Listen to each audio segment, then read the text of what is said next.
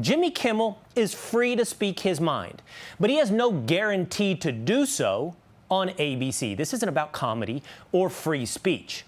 This is about consequences. President Trump talking about this today in the UK. Jimmy Kimmel was fired because he had bad ratings more than anything else, and he said a horrible thing about a great gentleman known as Charlie Kirk. And Jimmy Kimmel is not a talented person. He had very bad ratings, and they should have fired him a long time ago. So, you can call that free speech or not. He was fired for lack of talent. He's right. Jimmy was a ratings flop. In August, he averaged less than 5% of the total viewers, averaging only 1.1 million viewers. It also represents an absolute free fall from where that late night program existed a little over a decade ago. But it represents also an 11% decline in only 1 month.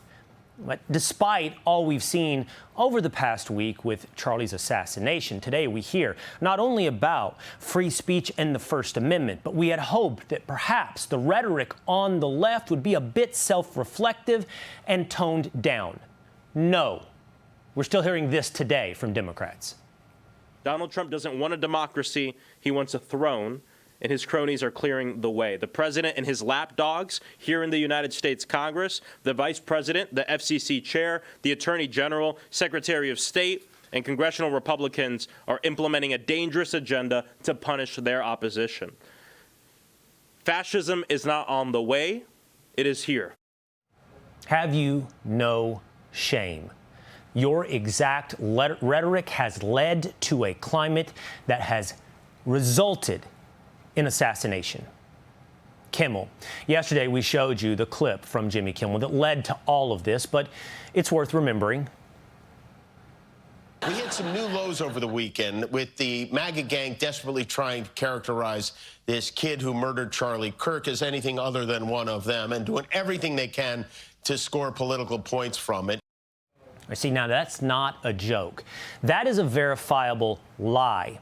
Here's how Jimmy is reportedly responding to the suspension. Quote, a source tells The Hollywood Reporter Kimmel was prepared to address the backlash on Wednesday night's show. He planned to explain what he said and demonstrate how it was taken out of context.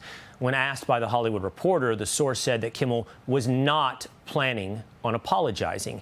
He felt what he said did not require an apology. Defaming half of America and suggesting that Charlie Kirk's assassin came from the right was a verifiable lie, and it was enough for every TV network to say goodbye. He thought wrongly, as many do today, that his views, cultivated in a bubble on X of the most extreme voices in America, represented a majority.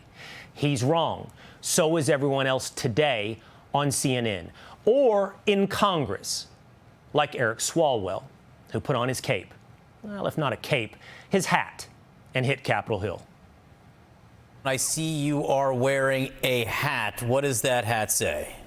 You're damn right I am, John. I was a guest on the Jimmy Kimmel Show. He, every night, has a right to come into any house that wants to watch and entertain Americans. It should shake every American that the President of the United States is out there firing comedians who make fun of him. All he said was that the right was going out of their way to try and find anyone responsible but themselves for what happened to Charlie Kirk. Also on CNN, their media expert, Brian Stelter, called Jimmy's suspension chilling. But even though we're talking about comedy, this is so serious, Aaron. Yeah. America is a less free place if late-night comedians cannot do and say what they want. Of course, they can be tuned out. People can change the channel. That's how we vote. That's how we have our say in America. But this really does have a chilling effect across the American media. Late-night comedians can also be fired, Brian. You can also grab hold of a mirror. It wasn't long ago that you were advocating for regulation of this particular network where I sit today. But you wouldn't be alone. House Minority Leader Hakeem Jeffries literally wrote letters to regulate this cable channel. This cable channel is different than a broadcast network, regulated by the FCC, to make sure that their voices are serving the public interest, as is the case with ABC. You see, the left keeps telling you that they are nothing more. Kimmel is a comedian. It's what comedians have always done. Say something outlandish or serious, then run behind the laughs. In this case, the problem is there were no laughs. And there haven't been laughs for years when it comes to Kimmel, because he's been reduced to nothing more than a cheap contributor pundit on MSNBC, just under the banner of ABC. If hospitals get any more overcrowded, they're going to have to make some very tough choices about who gets an ICU bed. That choice doesn't seem so tough to me. Vaccinated person having a heart attack? Yes, come right on in. We'll take care of you. Unvaccinated guy who gobbled horse goo? Rest in peace, Wheezy. Almost no one from the right was platformed on that opinion. It was a singular partisan voice, again, lacking in laughs. And in fact, it really mostly produced tears, like after President Trump won in 2024.